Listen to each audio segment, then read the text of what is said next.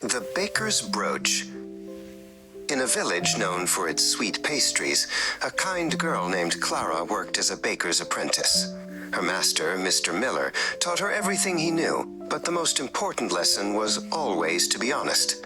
Clara was so honest that the villagers would say, "You could trust Clara with the last slice of cake." One afternoon, a wealthy man named Horace rushed into the bakery. He bought a large, fancy cake for a party and, in his hurry, paid with a handful of coins and left without a second glance. As Clara swept the counter, something caught her eye. It was a beautiful, sparkling brooch shaped like a tiny bird with a ruby eye. It must have slipped from Horace's coat as he paid. Clara knew her family was poor and that the brooch was worth a fortune. She could sell it and buy new clothes or a warm blanket for the winter. But she shook her head. Mr. Miller's words echoed in her mind, "Honesty is a treasure no money can buy." She carefully placed the brooch in a small, clean box and put it on a high shelf out of harm's way. She would wait for the man to return.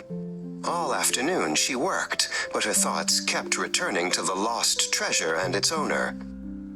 Just as the sun began to set, Horace rushed back into the bakery, looking frantic. "My brooch," he cried. "I've lost my family's heirloom. It was a gift from my grandmother." Clara smiled and reached for the box. "Is this what you are looking for, sir?" she asked, handing it to him. Horace's face filled with relief and joy as he opened the box and saw the brooch.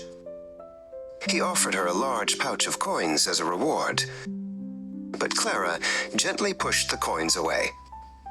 "I only did what was right, sir," she said. "I cannot take a reward for being honest."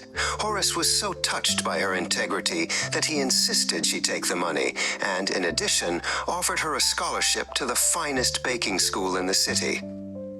Across the street, a greedy baker named Barnaby had seen the whole thing. He thought, "If she can get a reward for returning a brooch, I can get an even bigger one." He quickly found a cheap, fake brooch and threw it on the ground outside his own shop. When Horace walked by the next day, Barnaby pretended to find the brooch and tried to give it to him. But Horace, a wise man, saw the cheap fake and the lie in Barnaby's eyes. He turned away in disappointment, leaving Barnaby with nothing. And so, Clara's honesty brought her a great reward, while Barnaby's greed brought him only shame.